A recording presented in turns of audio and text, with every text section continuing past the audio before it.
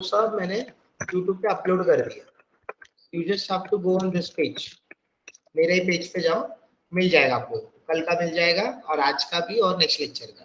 ठीक है, जितना टाइम चाहिए उतना time you guys can watch. ठीक है, चलो नाउ इंटरनेशनल टैक्सेशन में हम लोग आते हैं, जितना हो सके फटाफट करते हैं हम लोग। और आज थोड़ा हम लोग ये इनकम टैक्स को भी टच करेंगे, उसके भी कुछ कुछ पॉइंट्स हम लोग करेंगे।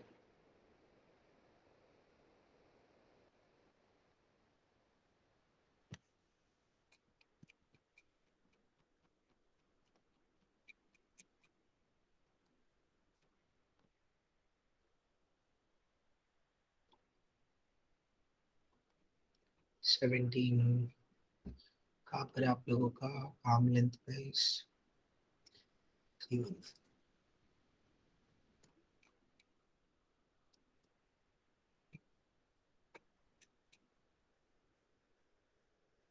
चलो हाँ, ये सब कल मैंने बताया था आप लोगों को, डबल टैक्सेशन, ये सब सम्स भी किया हम लोगों ने।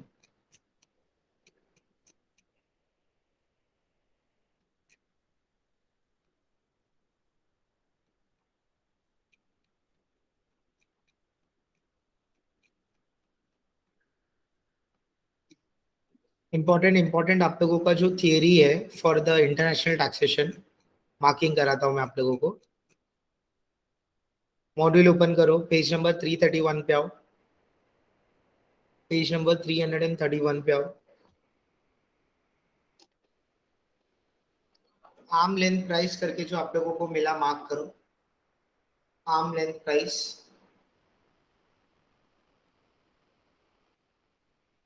ठीक है, फिर नेक्स्ट आप लोगों का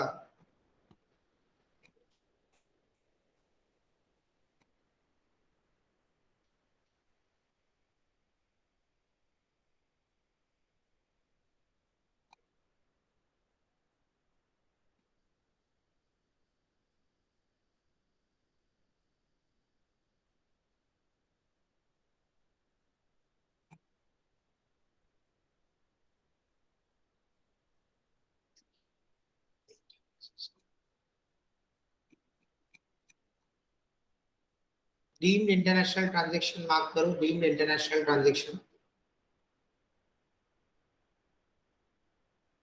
deemed international transaction. Specified domestic transaction mark करो, specified domestic transaction.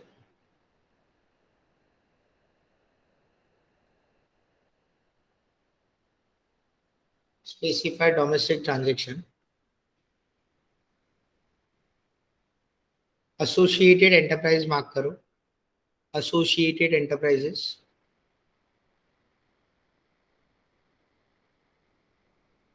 Associated enterprises.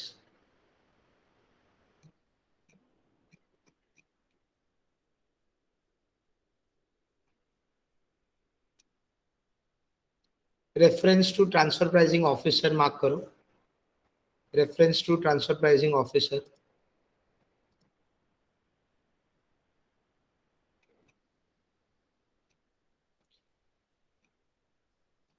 APA mark करो, एडवांस प्राइसिंग एग्रीमेंट।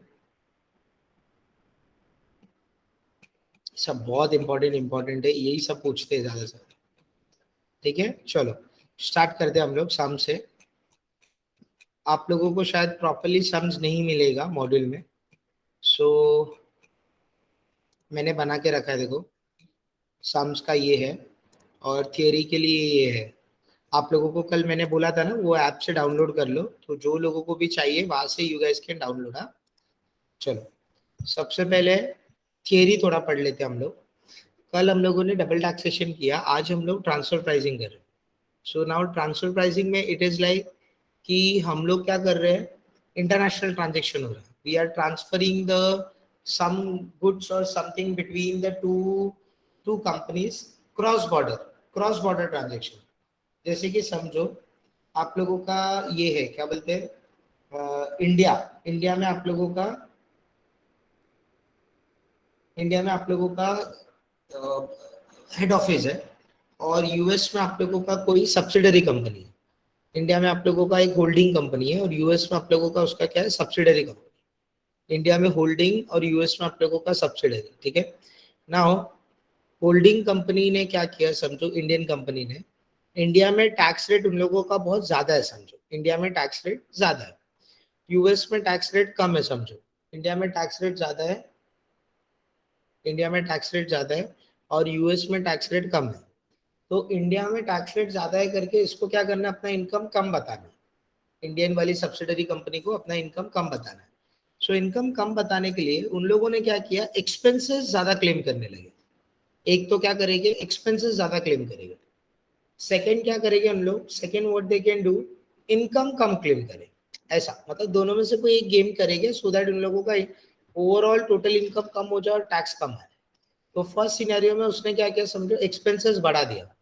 तो एक्सपेंसेस बढ़ाया तो उसने क्या किया समझो, होल्डिंग कंपनी अपने यूएस की सब्सिडरी कंपनी को, जो भी होल्डिंग कंपनी, इंडिया की होल्डिंग कंपनी यूएस के सब्सिडरी कंपनी से जो भी परचेस कर रही है, जो भी परचेस कर रही है, सो वो परचेस प्राइस इंक्रीज करके दे आर परचेसिंग। जो भी परचेस प्राइस है वो परचेस प्राइस में इंक्रीज करके दे आर परचेसिंग। जैसे कि समझो नॉर्मली 1000 का परचेस करते हैं, बट उन लोग अभी परचेस कर रहे, मतलब जानबूझ के 1200 बता रहे, सो दैट एक्सपेंसेस बढ़ जाए और उन लोगों का प्रॉफिट कम हो जाए, ठीक है, एक ये कर सकते हैं। So it's like if they are purchasing from their subsidiary or holding then they will purchase at the higher rate. Second क्या करेंगे उन लोग, सेल प्राइस को ही कम बता देंगे, सेल प्राइस को कम बता देंगे। और सेल प्राइस को कम कैसे बताएंगे उन लोग, अभी समझो holding company, they are selling something to subsidiary company, उन लोग सब्सिडरी को कुछ सेल कर रहे हैं, ठीक है, सब्सिडरी को कुछ सेल कर रहे हैं, तो होल्डिंग कंपनी क्या करेगी, जो नॉर्मल सेलिंग प्राइस है उससे कम सेलिंग प्राइस में उन लोग सेल करेंगे। जैसे कि 1000 का नॉर्मली मार्केट में सेल होता है, but they will sell at 800 900 ऐसा करके उन लोग सेल करेंगे, so that overall total income जो है कम हो जाए, ओवरऑल टोटल इनकम कम हो जाए, एक्सपेंसेस बढ़ जाए, ऐसा उन लोगों का पॉइंट ऑफ व्यू होता है, ठीक है। So that is what it is your international taxation. वो आप लोगों का इंटर, तो हम लोगों को ये सब पॉइंट को पकड़ना है कि कौन सा एक्सपेंसेस को इंक्रीज करके दे रहे हैं, कौन से इनकम को कम करके दे रहे हैं, ठीक है, वो सब, तो वो हम लोगों को पकड़ना है। तो उसके लिए हम लोग ये इंटरनेशनल टैक्सेशन ट्रांसफर प्राइसिंग जो है वो मेथड हम लोग करने, ठीक है। तो सेक्शन 92 देखो उसी का ही है। So any income, expenses, interest and allocation of cost in relation to the international transaction or specified domestic transaction shall be computed having regard to the arm length price. So जब भी आप लोगों का ऐसा कोई ट्रांजेक्शन होगा तो उसके लिए हम लोगों को क्या कैलकुलेट करना पड़ेगा, आर्म लेंथ प्राइस, मतलब जो भी ट्रांजेक्शन में आप लोग मैनिपुलेशन कर रहे हो उसमें। सो आर्म लेंथ प्राइस का मतलब क्या होता है, जो आप लोगों का मार्केट प्राइस है उसी को हम लोग आर्म लेंथ प्राइस बोलते हैं। जो आप लोगों का करेक्ट मार्केट प्राइस है that is only arm length price, ठीक है, ये हो गया। अब नॉर्मली हर एक डिपार्टमेंट का, इनकम टैक्स डिपार्टमेंट का पॉइंट क्या होता है कि अपने को इनकम इंक्रीज करना है। उन लोगों को डाउट क्या होता है कि इन लोग जानबूझ के इनकम डिक्रीज करके रखे, हम लोग इंक्रीज करेंगे। सो समझो अगर आप लोगों ने ये जो आर्म लेंथ प्राइस का प्रोविजन है वो अप्लीकेबल किया, आर्म लेंथ प्राइस का प्रोविजन अप्लीकेबल किया, तो इनकम इंक्रीज होने की जगह पे आप लोगों का डिक्रीज हो गया, इनकम इंक्रीज होने की जगह पे आप लोगों का डिक्रीज हो गया, या तो लॉस आप लोगों का इंक्रीज हो गया, लॉस आप लोगों का इंक्रीज हो गया। सो वो केस में ये आर्म लेंथ प्राइस का प्रोविजन, इंटरनेशनल टैक्सेशन का प्रोविजन, ट्रांसफर प्राइसिंग का प्रोविजन अप्लीकेबल नहीं होगा। इंटरनेशनल टैक्सेशन, ट्रांसफर प्राइसिंग, ये सब प्रोविजन आप लोगों का जो भी है सब सेम ही है, अप्लीकेबल नहीं होगा। सो उन लोगों का डिपार्टमेंट का मेन पॉइंट क्या है कि इनकम को इंक्रीज करने का, इनकम को इंक्रीज, अगर इनकम को इंक्रीज नहीं करके हम लोग डिक्रीज करते हैं, इनकम को डिक्रीज करते हैं, तो हम लोग ये प्रोविजन अप्लीकेबल ही नहीं करेंगे, ठीक है, ठीक है, ये हो गया। Then international taxation, international transaction. ना इंटरनेशनल ट्रांजेक्शन का मतलब क्या होता है सर, ये आप लोगों को थियोरेटिकली बहुत इंपॉर्टेंट है, जो जो मैं पढ़ा रहा हूँ। इंटरनेशनल ट्रांजेक्शन का मतलब क्या होता है, सो इंटरनेशनल ट्रांजेक्शन का मतलब हो गया ट्रांजेक्शन बिटवीन टू और more associated enterprises, at least one must be a non resident. मतलब दो या दो से ज्यादा एसोसिएटेड एंटरप्राइजेस आपस में डील कर रहे हैं, दो या दो से ज्यादा एसोसिएटेड एंटरप्राइजेस आपस में आप लोगों का डील कर रहे हैं, ठीक है। उसमें से कोई एक, उसमें से कोई एक क्या है आप लोगों का, नॉन रेसिडेंट है, at least one must be a non resident, उसमें से कोई एक क्या आप लोगों का non resident. So point is very much clear, दो या दो से ज्यादा एसोसिएटेड एंटरप्राइजेस है, ठीक है, मतलब वो समझ गए ना, होल्डिंग सब्सिडरी है वो। और उसमें से कोई एक क्या आप लोगों का नॉन रेसिडेंट, उसमें से कोई एक क्या आप लोगों का non resident. So that is what it is your international transaction, ठीक है। अब उसके लिए देखो उन लोगों ने कुछ नोट्स में भी और बना के दिए कि ठीक है आप बोल रहे हो दो या दो से ज्यादा एंटरप्राइजेस, एसोसिएट एंटरप्राइजेस, उसमें से एक नॉन रेसिडेंट है, उन लोग डील कर रहे हैं, तो आप उसके ऊपर इंटरनेशनल ट्रांजेक्शन अप्लीकेबल करेंगे, ट्रांसफर प्राइसिंग बोल रहे हैं, आई कंप्लीटली अग्री।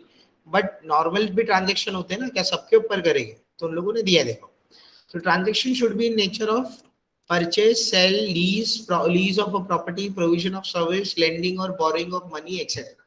ये सब ट्रांजेक्शन होना चाहिए आप लोगों का। Okay. Second, if both associate enterprises are non resident, दोनों नॉन रेसिडेंट है समझो, then transfer pricing shall only apply if income of one of the non-resident is taxable under the Income Tax Act 1961. So दोनों अगर non resident है तो आप लोगों का प्रोविजन तब भी अप्लीकेबल होगा, उसमें से किसी एक का टैक्स कहाँ पे चार्ज हो रहा है, उसमें से किसी एक का इनकम कहाँ पे टैक्सेबल हो रहा है, इंडिया में टैक्सेबल हो रहा है एज पर इनकम टैक्स, ऐसा हम लोगों ने बोला है। सेकेंड पॉइंट नहीं समझ में आया, ठीक है चलेगा। थर्ड वाला सबसे ज्यादा इंपॉर्टेंट है, थर्ड को एकदम अच्छे से ध्यान दो। सो थर्ड में आप लोगों को क्या दिया, transaction between the enterprises and unrelated person shall be deemed to be international transaction if, हम लोग नॉर्मल ट्रांजेक्शन को भी इंटरनेशनल ट्रांजेक्शन बोलेंगे अगर ये दो कंडीशन देखो आप लोगों को सेटिस्फाई हो रहा है। नॉर्मल ट्रांजेक्शन मतलब समझो दो अनरिलेटेड लोगों के बीच में ट्रांजेक्शन हो रहा है। यहाँ पे मैंने क्या बोला था कि दोनों एसोसिएट एंटरप्राइजेस होना चाहिए, दो या दो से ज्यादा, और एक नॉन रेसिडेंट। इन लोगों ने क्या बोला है कि दोनों समझो अनरिलेटेड पार्टी है, फ्रेश पार्टी, दोनों एक दूसरे से एसोसिएट नहीं है, फिर भी हम लोग वो ट्रांजेक्शन को डीम्ड इंटरनेशनल ट्रांजेक्शन बोलेंगे। बट कब बोलते हैं हम लोग डीम्ड इंटरनेशनल ट्रांजेक्शन, देखो यहाँ पे बोला है और यहाँ पे डायग्राम भी मैंने दिया है, डोंट वरी। सो कब हम लोग उसको डीम्ड इंटरनेशनल ट्रांजेक्शन बोलते हैं, जब दोनों के बीच में एक प्रायर एग्रीमेंट हुआ है, there exists a prior agreement between the associate enterprises and unrelated person, exists a prior agreement between the associate enterprises and non associate enterprises and unrelated party। सो ये दोनों के बीच में ऑलरेडी एक कोई एग्रीमेंट था समझो, ठीक है। And terms of the transaction are determined by the associate enterprises. So जो भी ट्रांजेक्शन है उसका टर्म्स कंडीशन एंड किसने डिटरमाइन किया, एसोसिएट एंटरप्राइजेस। तो मैं आप लोगों को बताता हूँ कैसा होता है। यहाँ पे समझो ये आप लोगों का एक्स लिमिटेड है, वाई लिमिटेड है, दोनों एसोसिएट एंटरप्राइजेस है, ए लिखा है, दोनों एसोसिएट एंटरप्राइजेस। और ए लिमिटेड जो है ये क्या आप लोगों का अनरिलेटेड पर्सन, इज ये अनरिलेटेड पर्सन, ठीक है। नाउ एक्स लिमिटेड क्या कर रहा है आप लोगों का, ओके, एक्स लिमिटेड ने पहले ए लिमिटेड के साथ डील करके रखा है, प्रायर एग्रीमेंट करके रखा है। नहीं तो समझो वाई लिमिटेड ने ए लिमिटेड के साथ प्रायर एग्रीमेंट करके रखा है। क्या एग्रीमेंट करके रखा है कि ए को बुला के उसने बोला वाई ने, देखो अगर मैं डायरेक्टली एक्स को सेल करूंगा ना, वाई ने अगर डायरेक्टली एक्स को सेल कर दिया सो इंटरनेशनल ट्रांजेक्शन का प्रोविजन जो है वो अप्लीकेबल हो जाएगा। तो इसके लिए उसने क्या बोला, मैं ए आपको कर दूंगा, ठीक है, आप क्या करना, ये ट्रांजेक्शन एक्स को रिटर्न मतलब एक्स को आप सेल कर देना। तो वाई क्या कर रहा है, पहले अनरिलेटेड पार्टी ए को सेल कर रहा है, वाई क्या कर रहा है, पहले अनरिलेटेड पार्टी ए को सप्लाई कर रहा है, फिर ए बी को सॉरी ए एक्स लिमिटेड को सप्लाई कर रहा है, ए जो है आप लोगों का एक्स लिमिटेड को सप्लाई कर रहा है, ठीक है, ऐसा आप लोगों। सो इट्स लाइक पहले हम लोग कोई अनरिलेटेड पार्टी को देते हैं, फिर वो अनरिलेटेड पार्टी दूसरे एसोसिएट एंटरप्राइजेस को दे देते हैं, ऐसा। So this is what called as your deemed transaction, deemed international transaction, ठीक है। देखो एक बार मैं फिर से बता रहा हूँ,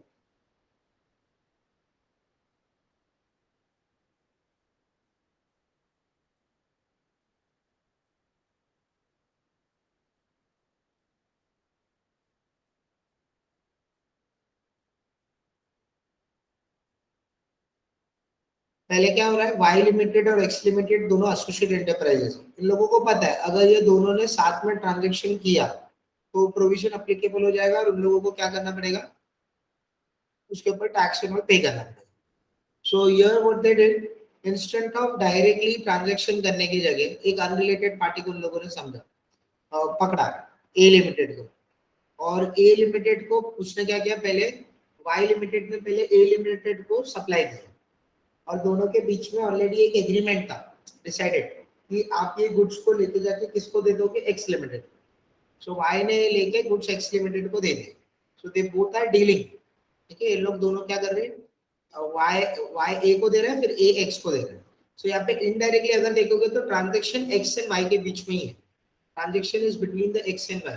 सो this is what called as your deemed international transaction. इसको हम लोग क्या बोलते हैं, डीम्ड इंटरनेशनल ट्रांजेक्शन, ठीक है। चलो ये भी हो गया आप लोगों का। आगे जाते हैं हम लोग, एसोसिएटेड एंटरप्राइजेस, ये भी इंपॉर्टेंट है आप लोगों का।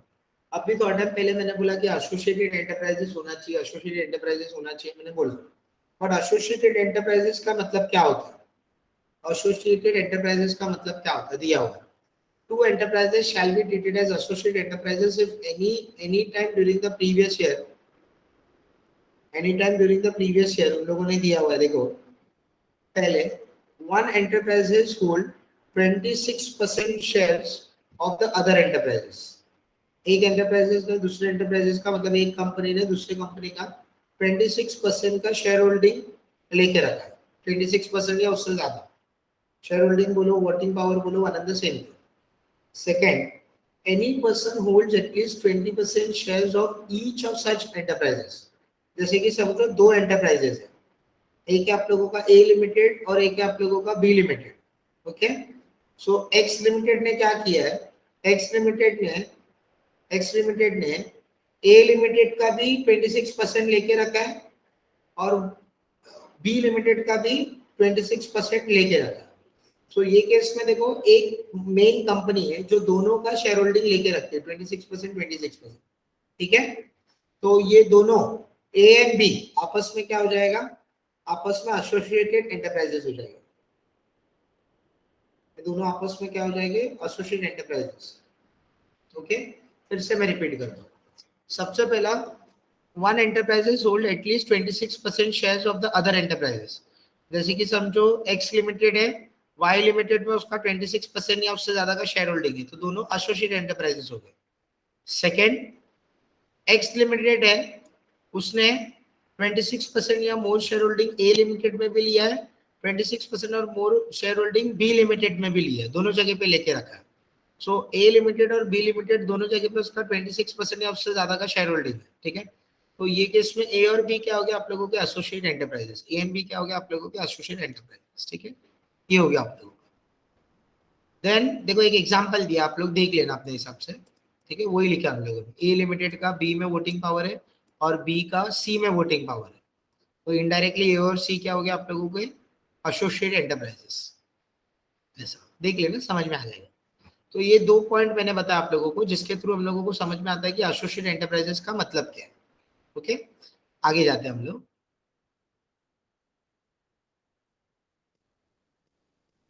Then this one, third point, one enterprises appoints more than half of the board of directors or one or more executive director of the other enterprise। so एक कंपनी है जो दूसरे कंपनी के मोर than half board of directors या तो फिर एक या एक से ज्यादा एग्जीक्यूटिव डायरेक्टर्स को अपॉइंट कर रहा है दूसरे कंपनी, ठीक है, वो होगा। Second, any person appoints more than half of the board of directors or one or more executive director of the such enterprises. ये दोनों में डिफरेंस ये है कि यहाँ पे एक कंपनी था जो दूसरे कंपनी में अपॉइंट करा, और यहाँ पे एक पर्सन है जो दूसरे कंपनी के डायरेक्टर्स को और एग्जीक्यूटिव डायरेक्टर को अपॉइंट करा, ठीक है। ये हो गया आपका डी वाला पार्ट। नाउ नेक्स्ट वाला point, loan given by one enterprises to other enterprises at least 51% of total assets of the other enterprises। so A limited ने B limited को लोन दिया, कितना लोन दिया है, A limited ने B limited को loan दिया, पहले तो ये समझा। अच्छा, B limited का टोटल एसेट से समझो 1 लाख, कितना है 1 लाख। सो A limited ने समझो कम से कम 51,000 या उससे ज्यादा का लोन दिया, मतलब जो भी टोटल एसेट्स होगा उसका 51% या मोर देन 51% का लोन देना चाहिए, ठीक है, ऐसा। So loan given by one enterprises to other enterprises at least 51% of the total assets, ठीक है, ये होगा। Then F, one enterprises guarantees at least 10% of total borrowings of the other enterprises। So समझो एक कंपनी A लिमिटेड, उसने B limited company के borrowings का guarantee लेके रखा, B लिमिटेड कंपनी के बोरोइंग्स का गारंटी लेके रखा, कितने का गारंटी लेके रखा है, एटलीस्ट 10%। मतलब B लिमिटेड का 100 रुपए का बोरोइंग है तो कम से कम 10 रुपया या 10 से ज्यादा का उसने गारंटी लेके, ठीक है। So that is your F वाला, ठीक है, ये हो गया। फिर नेक्स्ट है the business of one enterprises or wholly depend on know how patent copyright or of the other enterprises. जैसे कि समझो सन फार्मा कंपनी है, उन लोगों ने एक अलग से एक यूनिट बना के रखा है जो उन लोगों का मेडिसिन जनरल का पेटेंट जनरल बनाता है और वो अपने नाम पे रजिस्टर करता है। तो सन फार्मा का जो मेन कंपनी जो मेडिसिन बना के सेल कर रहे हैं, they are completely dependent upon them, उन लोग कंप्लीटली उसके ऊपर डिपेंड है वो कंपनी के ऊपर, ठीक है। तो वही उन लोग यहाँ पर बोल रहे हैं कि अगर समझो ऐसा कोई बिजनेस है आप लोगों का जो किसी एक कंपनी के no how patent copyright channel के ऊपर कंप्लीटली डिपेंडेंट है, ठीक है, वो वाला केस। फिर नेक्स्ट है ऐसा कोई कंपनी आप लोगों का जिसके 90% या मोर देन 90% रॉ मटेरियल आप कोई दूसरे कंपनी से परचेस करते हो। समझो आप लोग ए लिमिटेड है और आप लोगों का कंपनी है बी लिमिटेड जिसका रॉ मटेरियल आप लोग बी लिमिटेड का परचेस करते हो। 90% और मोर देन 90% का रॉ मटेरियल बी लिमिटेड का आप लोग ही परचेस करते हो, ठीक है। मतलब ए लिमिटेड के पास आप लोग ए लिमिटेड और एक बी लिमिटेड करके कंपनी। सो ए लिमिटेड कंपनी का जो भी टोटल रॉ मटेरियल है ना, ए लिमिटेड कंपनी का जो भी टोटल रॉ मटेरियल है ना, उसका 90% या more than 90% raw material B limited से आता है। किससे? बी लिमिटेड से। सो ए और बी क्या हो गया आप लोगों का? रिलेटेड हो गया। ए और बी क्या हो गया आप लोगों का? रिलेटेड, ठीक है, ये हो गया। फिर नेक्स्ट आप लोगों का goods manufactured by one enterprise is sold to other enterprises price of other condition are influenced by the other enterprises। इन लोगों ने क्या बोला है कि मेरा काम क्या है, सिर्फ और सिर्फ गुड्स मैन्युफैक्चर करना है ए लिमिटेड का। अब बी लिमिटेड क्या करती है, पूरा का पूरा वो जो भी गुड्स है उसको सेल करती है अपने हिसाब से, अपना प्राइस अपना मार्केट चॉइस करके वो सेल करती है, ठीक है, वो हो गया। और क्या क्या होगा? One enterprise is controlled by individual and other enterprise is controlled by the such individual or is relative jointly by individual and relative। समझो एक ए लिमिटेड है एक बी लिमिटेड है। ए लिमिटेड को जो इंडिविजुअल कंट्रोल कर रहा है वही इंडिविजुअल बी लिमिटेड को भी कंट्रोल कर रहा है, समझो। सो दोनों को एक ही बंदा कंट्रोल कर रहा है, ठीक है, that is that. So A and B क्या हो गया आप लोगों के? रिलेटेड पार्टी हो गई, ए and be related. The next one, one enterprise is controlled by HUF, other enterprises is also controlled by the member or relative of the HUF। मतलब एक HUF है ए लिमिटेड को कंट्रोल कर रहा है और वही HUF एक HUF है जो ए लिमिटेड को कंट्रोल कर रहा है और सेम HUF बी लिमिटेड को भी कंट्रोल कर रहा है। सो ए और बी क्या हो गया आप लोगों का? ए और बी एसोसिएटेड, ठीक है, ऐसे आप लोगों का पॉइंट है। अब ये पॉइंट देखो क्योंकि इसके ऊपर मैं और कुछ पढ़ाऊंगा तो शायद तकलीफ होगा, समझ में नहीं आएगी। तो 2 मिनट के लिए मैं स्क्रॉल कर रहा हूँ, ध्यान से देखो अच्छे से। हाँ, म्यूट करके मैं स्क्रॉल कर रहा हूँ।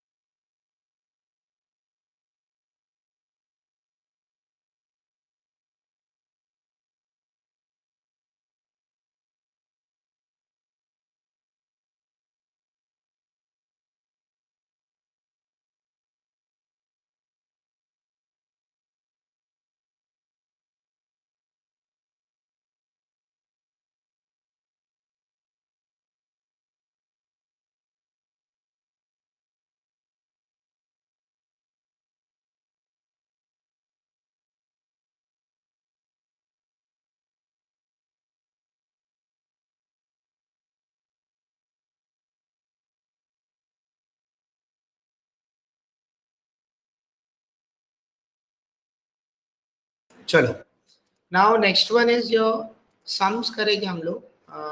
ठीक है, ये हो गया थियरी। यहाँ पे मॉड्यूल के हिसाब से आते हैं। मॉड्यूल में देखो आप लोगों को आर्म लेंथ प्राइस के बारे में मैंने आप लोगों को मार्क करके दिया है। आर्म लेंथ प्राइस का मतलब क्या होता है मालूम है आप लोगों का, कि आप लोगों का सब समझो ये इनकरेक्ट प्राइस था। इनकरेक्ट मतलब करेक्ट प्राइस नहीं था। तो करेक्ट प्राइस हम लोग जो कैलकुलेट करते हैं वही क्या आप लोगों का आर्म लेंथ प्राइस है। करेक्ट प्राइस जो हम लोग कैलकुलेट करते हैं वो क्या आप लोगों का आर्म लेंथ प्राइस है। ठीक है, तो अगर दोनों के बीच में कोई ट्रांजेक्शन था, ओके, दो एसोसिएट एंटरप्राइजेस के बीच में कोई ट्रांजेक्शन था, ठीक है, और वो ट्रांजेक्शन आप लोगों का समझो उन लोगों ने अपने हिसाब से प्राइस मैनिपुलेट किया। उन लोगों ने अपने हिसाब से प्राइस को मैनिपुलेट किया, तो उससे बचाने के लिए हम लोगों को क्या मतलब उसका जो भी मैनिपुलेशन किया है उसके इफेक्ट को कंसिडरेशन देने के लिए हम लोगों को आर्म लेंथ प्राइस कैलकुलेट करना पड़ेगा। सो आर्म लेंथ प्राइस का मतलब क्या हो गया, जो आप लोगों का करेक्ट मार्केट प्राइस होता है ना वही आप लोगों का आर्म लेंथ प्राइस है। सो हम लोग क्या करते हैं कि एक ट्रांजेक्शन लेते हैं बिटवीन द अनरिलेटेड पार्टी, मतलब कोई अनरिलेटेड पार्टी के साथ उसने कोई ट्रांजेक्शन किया है ना, वो हम लोग लेते हैं। सो that is what it is your arm length price. ठीक है, और कितने मेथड्स है आप लोगों के आर्म लेंथ प्राइस कैलकुलेट करने के। So total you have 5 methods. Okay, यहाँ पे दिया है कि दिया है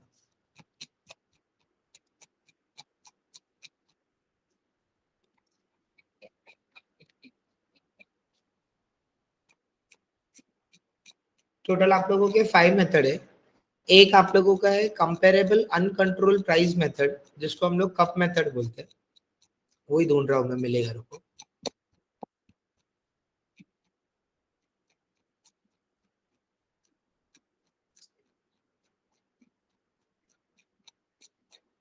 हाँ, देखो इतने मेथड्स हैं।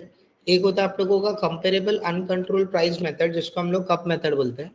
फिर एक होता है आप लोगों का रीसेल प्राइस मेथड, और एक होता है आप लोगों का cost plus method. Cost plus method, ठीक है।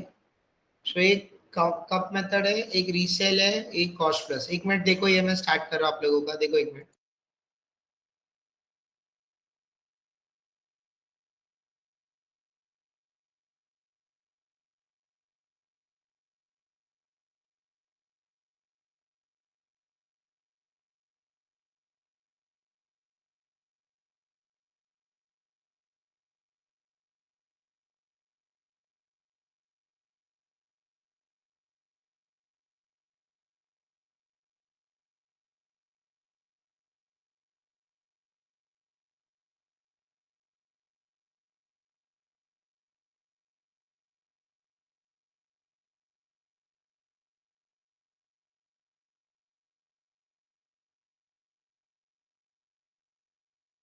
ओके, सो हम लोग क्या बोल रहे हैं यहाँ पे, आप लोगों का 5 मेथड है। Comparable uncontrol that is CUP method, resale price method, फिर आप लोगों का कॉस्ट प्लस मेथड है, वैसे आप लोगों का प्रॉफिट स्पिरिट मेथड है, फिर ट्रांजेक्शन नेट मार्जिन मेथड है। ऐसा टोटल 5 मेथड है। सो कंपेरेबल अनकंट्रोल प्राइस मेथड में हम लोग क्या करते हैं मालूम है, मार्केट का जो एक प्राइस है ना, वो प्राइस को लेके वो हिसाब से हम लोग डिसाइड करते हैं कि हम लोगों को कितना प्राइस इसको चार्ज करना चाहिए था, ऐसा। सो कोई उसने देखो सेम प्रोडक्ट, जो प्रोडक्ट उसने अपने सब्सिडरी को बेचा होगा, थैंक यू सर, उसने जो सेम प्रोडक्ट अपने सब्सिडरी को बेचा होगा ना, वही कोई मार्केट में अनरिलेटेड पार्टी को भी बेचा होगा। ठीक है, सो अनरिलेटेड पार्टी को जो भी प्राइस में वो सेल कर रहा है ना, वो प्राइस हम लोग यहाँ पे कैलकुलेट करते हैं। That is what it is your arm length price. उसको हम लोग क्या बोलते हैं आप लोगों का, आर्म लेंथ प्राइस। ठीक है, ओके। सो क्या क्या हो गया आप लोगों का आर्म लेंथ प्राइस का मेथड, कप हो गया, रीसेल हो गया, कॉस्ट प्लस। अच्छा, एक मैंने बताया आप लोगों का कप मेथड। सो जो अनरिलेटेड पार्टी को वो सेल कर रहा है, सेम प्रोडक्ट जो उसने सब्सिडरी को सेल किया, वो आप लोगों का कब मतलब वो हम लोग कब कंपेरेबल अनकंट्रोल प्राइस मेथड के लिए यूज करते हैं। सेकेंड है आप लोगों का resale price method. Resale price method का मतलब क्या होता है ना, जैसे कि समझो उसने यूएसए से परचेस किया और वही प्रोडक्ट को वो आगे रीसेल कर रहा है, सो वो रीसेल प्राइस मेथड में आ जाता है। ठीक है, वो हो गया। फिर कॉस्ट प्लस मेथड करके एक होता है। कॉस्ट प्लस मेथड में कैसा होता है, समझो ये खुद मैन्युफैक्चर कर रहा है प्रोडक्ट को, तो उसने अपने हिसाब से प्रॉफिट जो ऐड किया है वो कम ज्यादा ऐड किया है, तो वो कंसिडर करते हैं। फिर प्रॉफिट स्पिरिट का मतलब होता है कि इन लोग 2-3 लोग साथ में मिलकर काम करते हैं ना, that is what it is your profit spirit. So profit spirit in लोगों ने कुछ गलत किया हुआ है, समझो। सो वो स्पिरिट का टेक्निक हम लोगों का रॉन्ग है, तो वो हिसाब से हम लोगों को उसको देखना है कि कैसे क्या है, तो वो हम लोग यहाँ पे फाइंड आउट करेंगे। मैं आप लोगों को बता के रखता हूँ, इसमें भले ही इतने मेथड्स दिए गए, आप लोगों को सिर्फ और सिर्फ स्टार्टिंग के 3 मेथड इंपॉर्टेंट है। 3 में से भी ना 2 ही जो है ना स्टार्टिंग का, वो वेरी इंपॉर्टेंट है।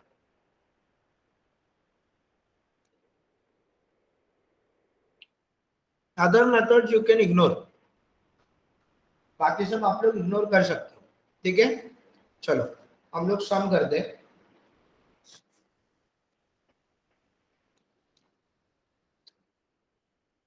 कप मेथड का देखो कैसा दिया हुआ है।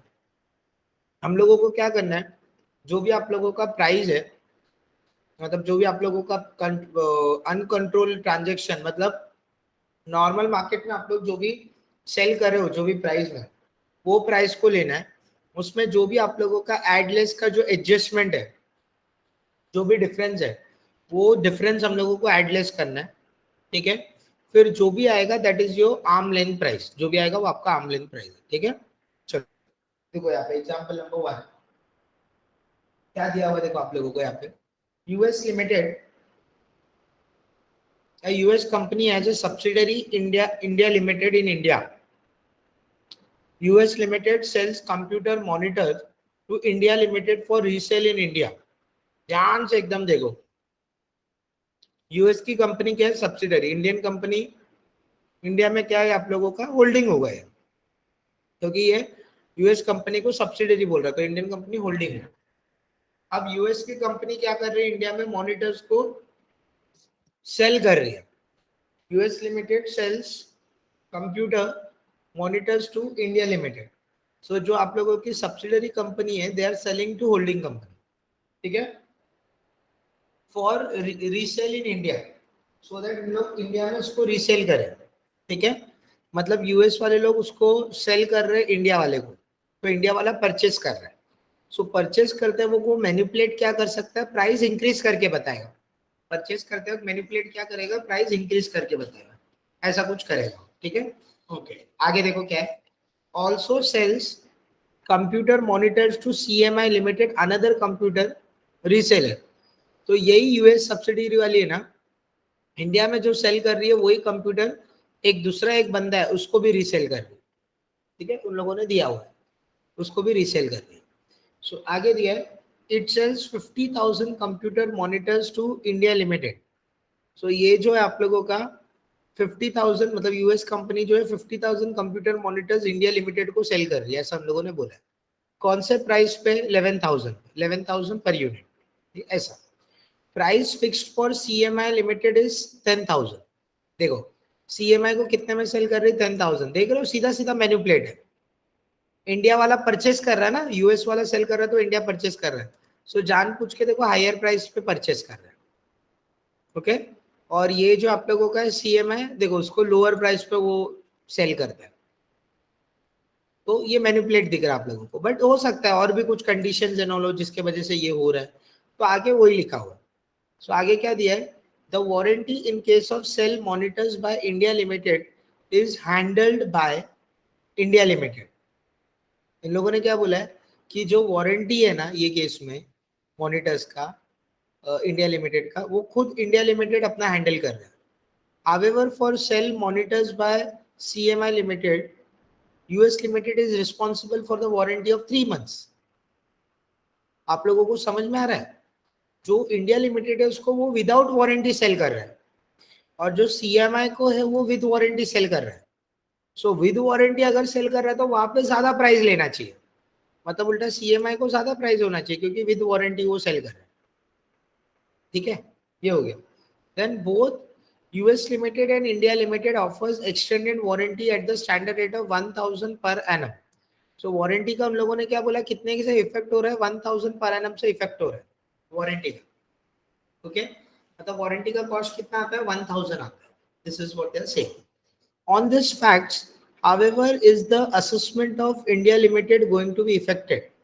इंडिया लिमिटेड का असेसमेंट कुछ इफेक्ट होगा क्या, हम लोगों को वो बताना है, ठीक है। अब फिर से मैं एक बार बताता हूँ आप लोगों को, यूएस वाला सब्सिडरी है, इंडिया वाला होल्डिंग है। सब्सिडरी होल्डिंग को सेल कर रहा है, मतलब इंडिया परचेस कर रहा है। परचेस करते हैं जानबूझ के वो हायर प्राइस को परचेस करने का ट्राई करेगा, ठीक है। सो परचेस कर रहा है, ओके। यूएस वाला क्या कर रहा है, आप लोगों का सेल कर रहा है, ठीक है, ठीक है। अब वो सेल कर रहा है 11,000 रुपीज का टू इंडिया लिमिटेड और 10,000 रुपीज का टू द दिस थिंग, अपना क्या बोलते हैं, अपना सीएमआई लिमिटेड, 10,000 रुपीज का, ठीक है। अब यहाँ पे इन लोगों ने क्या दिया कि वो जो इंडिया लिमिटेड है उसको वारंटी के बिना सेल कर रहा हो। इंडिया लिमिटेड खुद अपना वारंटी हैंडल करता है और सीएमआई लिमिटेड है उसको वो वारंटी के साथ सेल कर रहा है। किसके साथ, वारंटी के साथ, सीएमआई लिमिटेड। सो वारंटी के साथ वो सेल कर रहा है उसको, ठीक है। अगर वारंटी के साथ हम लोग किसी को सेल कर रहे हैं तो उल्टा एक्स्ट्रा प्राइस लेना चाहिए ना, तो उल्टा उसने कम प्राइस लिया। और ये 10,000 में वारंटी का चार्जेस भी इंक्लूड होगा ना। सीएमआई लिमिटेड को यूएस वाला जो है वारंटी प्रोवाइड कर रहा है, तो 10,000 में उसका वारंटी का चार्जेस भी इंक्लूड है। सो जो भी वारंटी का चार्जेस है वो हम लोगों को एक्सक्लूड करना पड़ेगा, बिकॉज इंडिया लिमिटेड के साथ जो भी उसका प्राइस है वो विदाउट वारंटी है। तो कंपेयर करने के लिए भी हम लोगों को जो प्राइस चाहिए विदाउट वारंटी चाहिए, तो हम लोग विदाउट वारंटी वाला प्राइस लेने जाएंगे। सो विदाउट वारंटी के लिए हम लोगों को क्या करना पड़ेगा, ये 10,000 विद वारंटी है, तो हम लोगों को उसमें से वारंटी का प्राइस माइनस करना पड़ेगा, ठीक है। चलो मैं सॉल्व करके देता हूँ।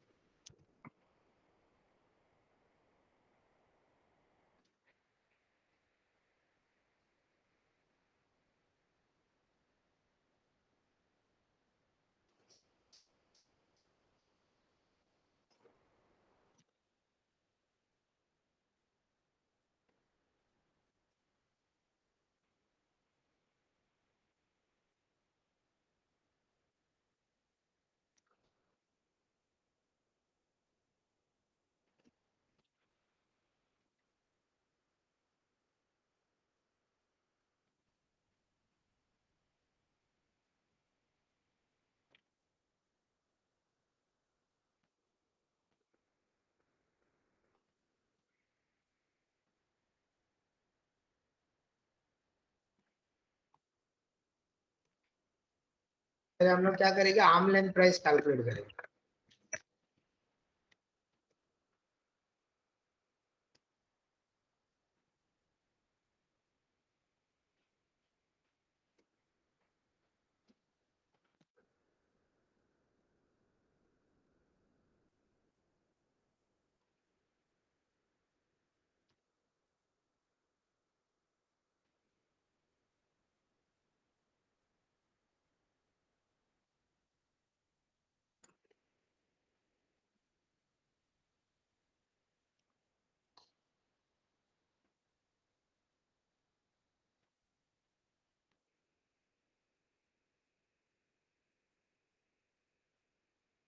सो इन लोगों का अनकंट्रोल प्राइस कितने का, अनकंट्रोल प्राइस देखो यहाँ पे गिवन 10,000 नो, हाँ 10,000। सो यहाँ पे मैं 10,000 लिख रहा हूँ। अब ये जो है इसमें हम लोगों ने वारंटी का चार्जेस भी लिया, तो वो हम लोगों को एक्सक्लूड कर,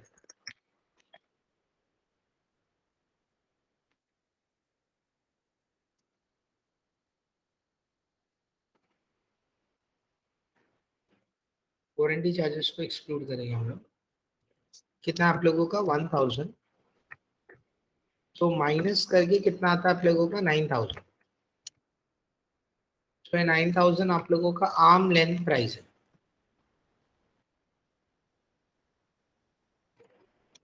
आर्म्स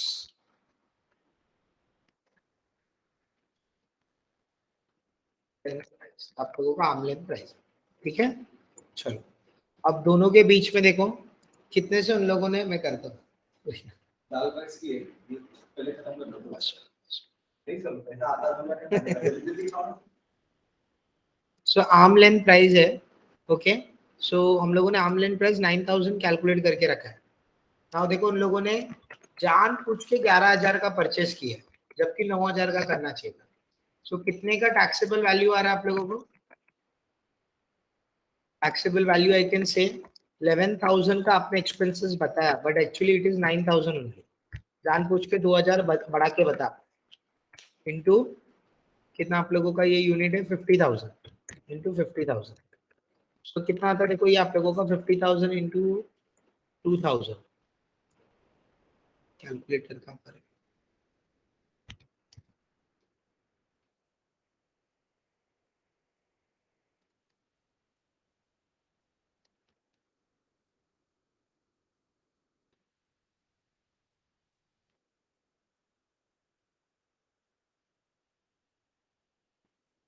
टेन करोड़ 10 करोड़ से मैनिपुलेशन हुआ है।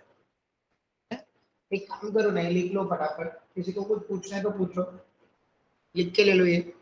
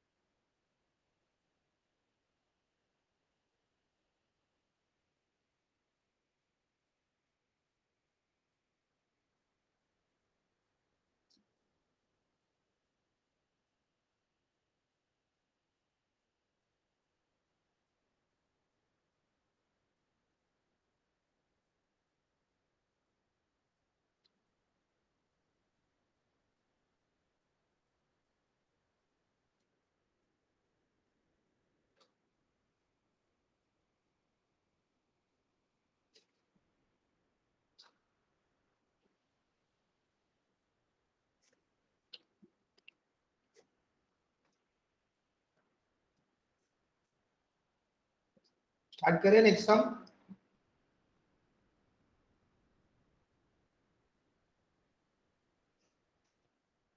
कुछ समझा आप लोगों को ये?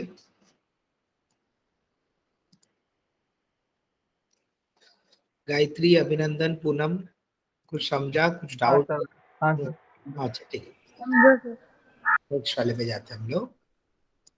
सेकेंड वाला देखो, ये भी वही कप मेथड है, कप मेथड इंपॉर्टेंट है ना इसके लिए, ये मॉड्यूल का ही है। क्या दिया देखो, AE1 Limited is an Indian company. The shareholding of AE1 Limited is in AE2 Limited is 30%, which is foreign company. So one limited company Indian company है, और इसका जो है टू लिमिटेड में 30% का शेयर होल्डिंग है, ऐसा बोला। मतलब दोनों एसोसिएटेड हो गए ना, और वन लिमिटेड इंडियन है और टू लिमिटेड फॉरेन है। क्या दिया देखो, one limited is a manufacturer of CD, CD manufacture करती है, and its customers, writers and its customers inter include two limited and M limited. तो दो कस्टमर्स है सीडी के, एक तो वो फॉरेन कंपनी जो है टू लिमिटेड उसको, और एक तो आप लोगों का एम लिमिटेड उसको, ठीक है, ये दोनों को हम लोग सेल करते हैं। चलो ठीक है आगे। One limited during the year has supplied number 10,000 number of units to two limited. कितने यूनिट्स? 10,000। किसको? Two limited. ऐसा हम लोगों ने दिया हुआ, ठीक है। एट द प्राइस ऑफ ₹2,000, कितने का सप्लाई किया हम लोगों ने? 2,000, okay. And sold to M limited at the rate of ₹3,000। M को कितने का सप्लाई किया? 3,000। आप लोग देख रहे हो, सीधा सीधा वो जान पूछ के लेस सेलिंग प्राइस पे सप्लाई कर रहे हैं, लोअर सेलिंग प्राइस पे, सो दैट उसका टैक्स कम आए करके, ऐसा उसका पॉइंट ऑफ व्यू, ठीक है। लोअर सेलिंग प्राइस पे वो सप्लाई कर रहा है to the foreign company, that is a subsidiary company, ठीक है। चलो आगे जाते हैं हम लोग। एडिशनल पॉइंट्स, एडिशनल पॉइंट्स में देखो हम लोगों ने क्या क्या दिया हुआ आप लोगों को। Price of A2 limited is at FOB। आप लोगों ने कस्टम पढ़ा होगा कभी ना कभी, इंटर में तो थोड़ा तो पढ़ा होगा। सो जो A2 लिमिटेड है ना उसका FOB पे है और M लिमिटेड का CIF पे है, मतलब उसमें 2 लिमिटेड के प्राइस में फ्रेट और इंश्योरेंस ऐड नहीं किया है और M लिमिटेड के उसमें फ्रेट एंड इंश्योरेंस ऐड किया हुआ है, मतलब ये 2000 में फ्रेट एंड इंश्योरेंस नहीं है, ये 3000 में ऐड किया हुआ है। तो हम लोगों को दोनों को सेम लेवल पे लाना है। तो हम लोग जो अनकंट्रोलेबल प्राइस है उसको हम लोग ये जो कंट्रोल के साथ हुआ है उसके लेवल पे लाने के लिए ट्राई कर रहे हैं। So what we are suppose to do, वो जो 3000 है उसमें उसको हम लोगों का जो है विद फ्रेट एंड इंश्योरेंस है, तो उसमें से फ्रेट एंड इंश्योरेंस माइनस करना पड़ेगा हम लोग को, क्योंकि ये प्राइस विदाउट है तो ये भी हम लोगों का विदाउट होना चाहिए। सो 3000 में से -550 वहां पे लिख के रखो ना, 3000 के नीचे -550,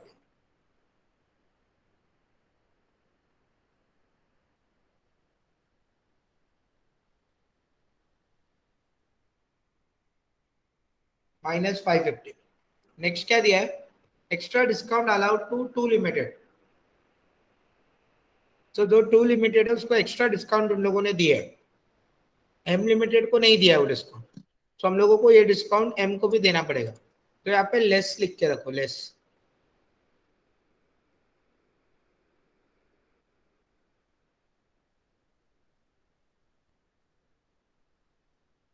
थर्ड है, extra cost of credit for two limited for 1 month इज 15%।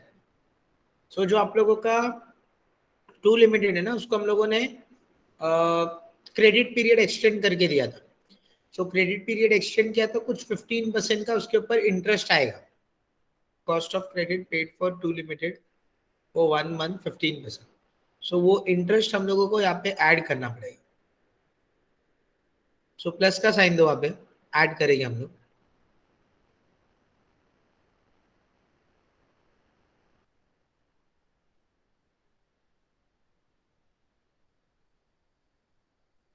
ओके, फिर क्या दिया, extra warranty given for M limited 250 per unit. M limited को एक्स्ट्रा वारंटी दिया था, जो वारंटी इसको नहीं दिया है, किसको, वन लिमिटेड को।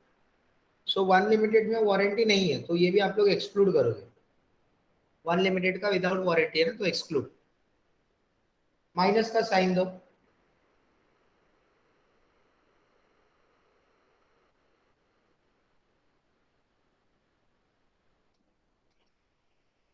चलो स्टार्ट करते हैं हम लोग।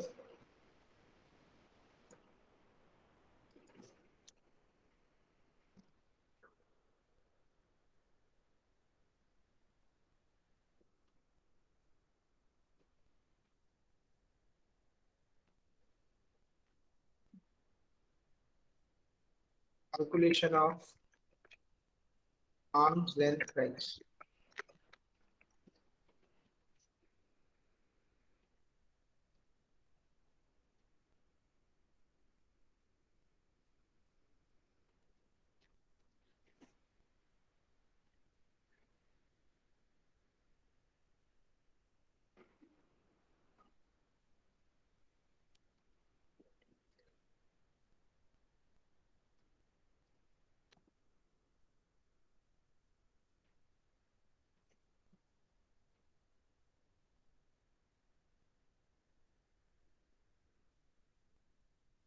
चलो सबसे पहले कितने के प्राइस में वो एम लिमिटेड को सेल कर रहा है, 3000।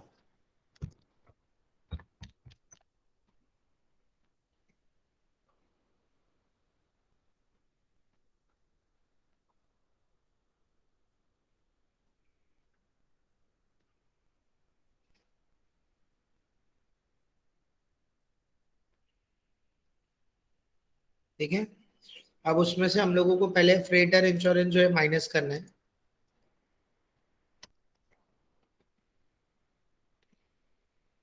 माइनस करने का पार्ट सब माइनस करते पहले हम लोग।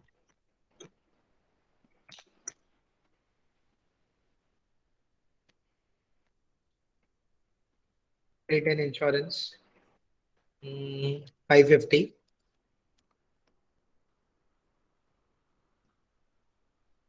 फिर और क्या माइनस करना है आप लोगों को, वो क्वांटिटी डिस्काउंट।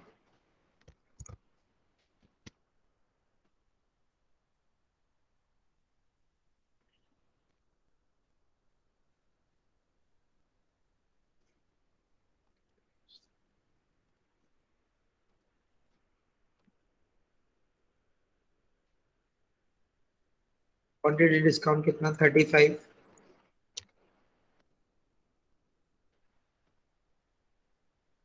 फिर आप लोगों का एक्स्ट्रा वारंटी का कॉस्ट है ना, जो इसने नहीं ली है।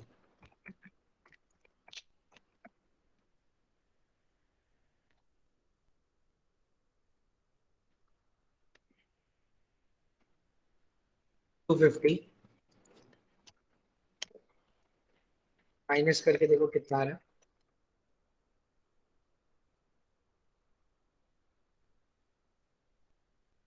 800 गया, 2100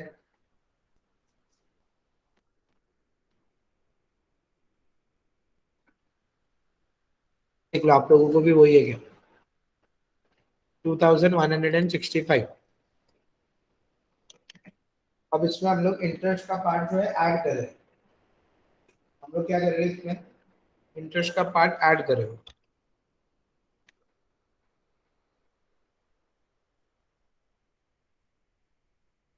तो के लिए देखो, एक्स्ट्रा इंटरेस्ट उसने इंकर किया है ना, 15% का क्रेडिट पीरियड के लिए, 1 मंथ के लिए। सो 15%, चलो 12 महीने का है। सो 1 मंथ का कितना होता है?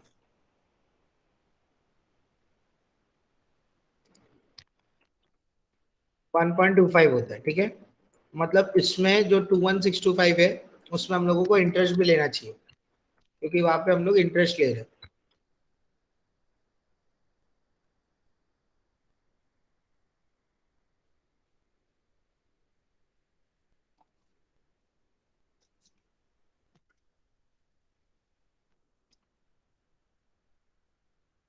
1.25%।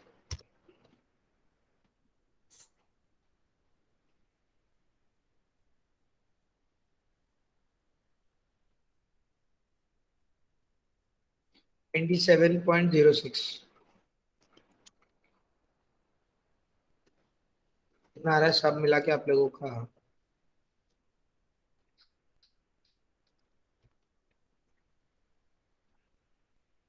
2192.06। या तो मैं सिर्फ यही लिखता हूँ, 27 लेता हूँ, 2192 ये हो जाता है।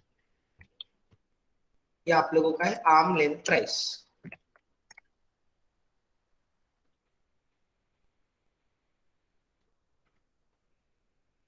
ठीक है। अब हम लोग इसको लेके आपका टैक्सेबल वैल्यू कैलकुलेट करें।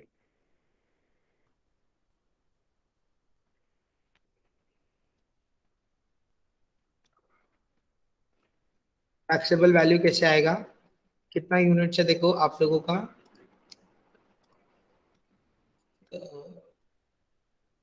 2000 यूनिट, अच्छा 10,000 यूनिट है।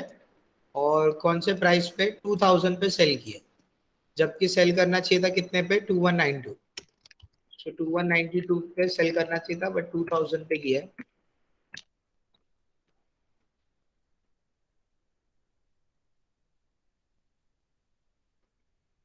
इंटू 10,000 कितना आ रहा है देखो,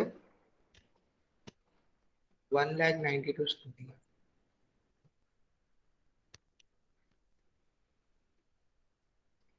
19,20,000। This is your taxable value. ये भी लिखिए। अब हम लोग रीसेल प्राइस के पास जाएंगे।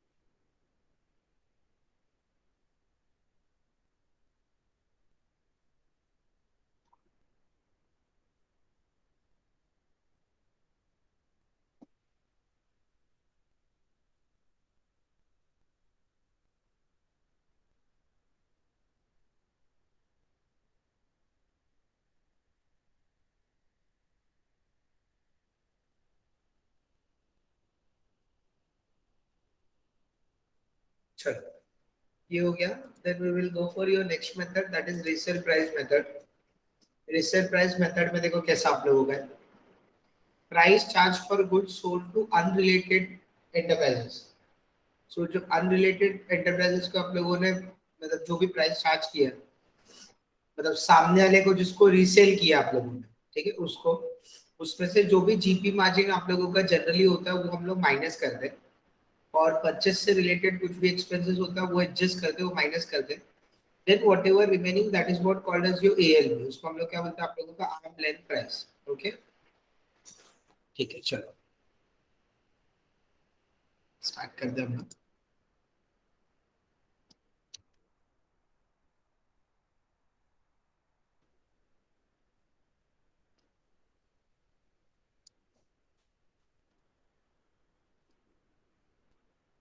क्वेश्चन में बताता आप लोगों का आईसी के नीचे ना. चलो यार देखो, BB limited hold 60% equity shares of SAM Incorporation USA.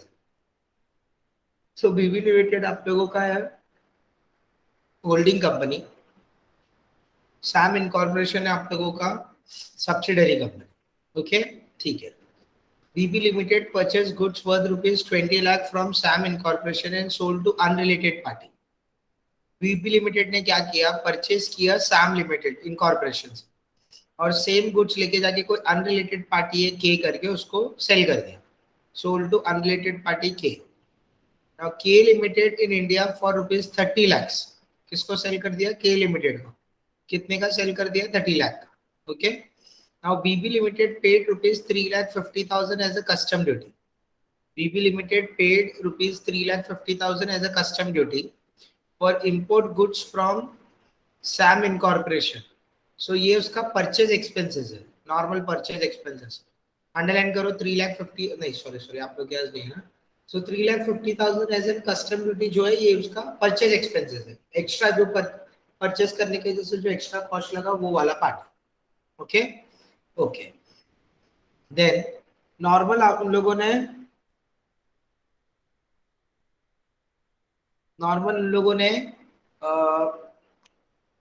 GP margin, gross profit margin 25% का दिया हुआ है. ठीक है, सो 25% का वो ग्रॉस प्रॉफिट मार्जिन है.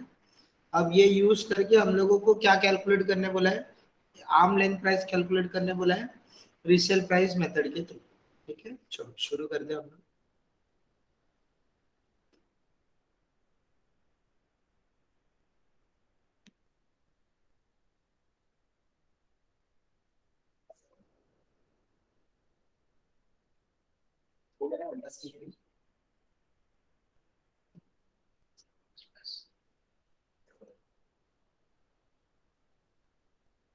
चलो सॉल्व करता हूँ मैं.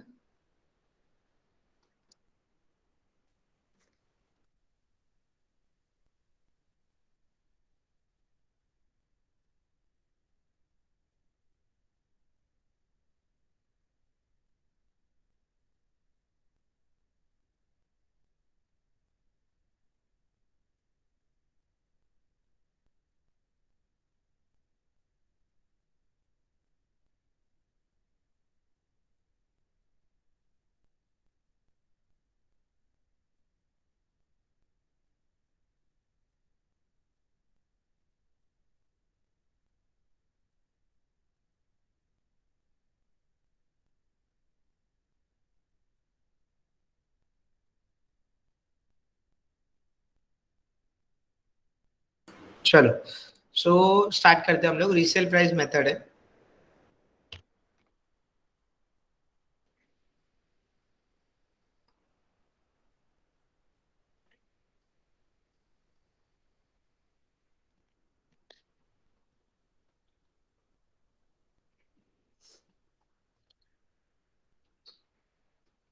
ठीक है, इसमें क्या दिया देखो आप लोगों को, रीसेल प्राइस दिया हुआ है.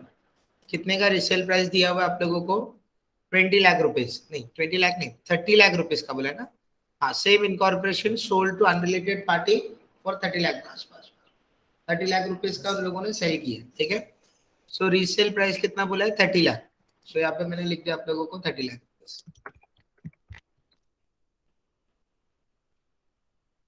हो गया उसका 30 लाख रुपीज। ओके, अब उसमें से हम लोग जो भी है उसका माइनस करते जाएंगे। क्या क्या माइनस करेंगे? सबसे पहला तो जीपी मार्जिन, कितना है उसका GP margin? 25%। So gross profit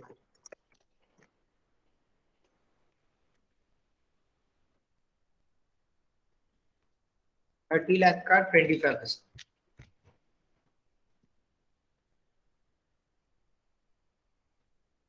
कितना ही आप लोगों का? 7 लाख 50।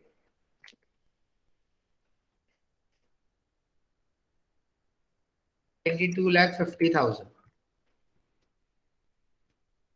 अब इसमें से हम लोग एक और परचेज रिलेटेड एक्सपेंसेस जो है माइनस कर देंगे।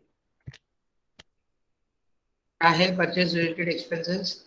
कस्टम ड्यूटी है 3,50,000, माइनस कर देंगे।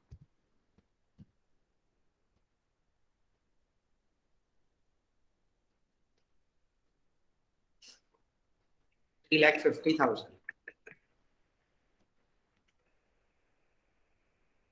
होता है आप लोगों का? 19 लाख होता है ना? हाँ, 3 लाख, 19 लाख। परचेज प्राइस कितने का होना चाहिए? Arm length price 19 lakh.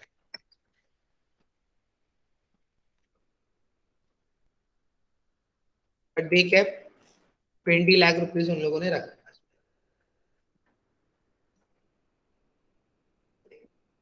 20 lakh रखा है और 19 पे उन लोगों का होना चाहिए, ठीक है। So taxable value 1 lakh rupees आ रहा है। Taxable value 1 lakh rupees, that is 20 lakh minus 19 lakh, that comes to 1 lakh.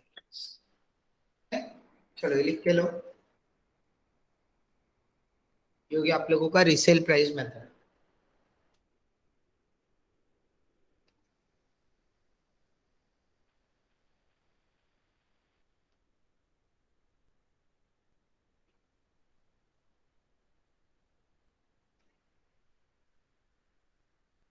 Resale,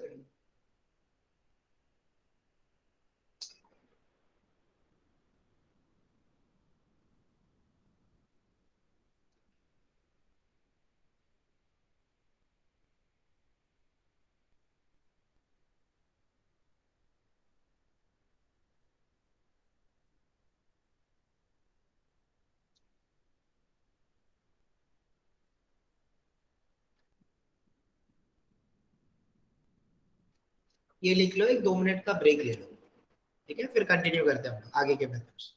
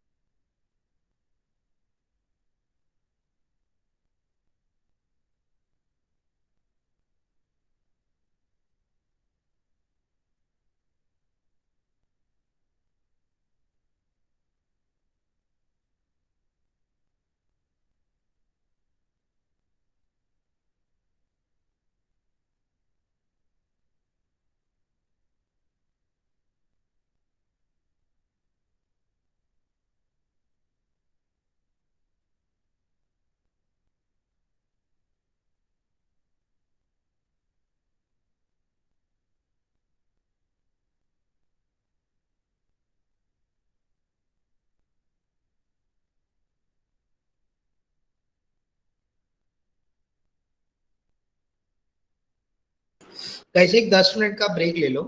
ठीक है, मैं स्टार्ट करता हूँ, एक 10 मिनट दो बस, आप लोग भी कुछ खा रहे हो तो खा लो।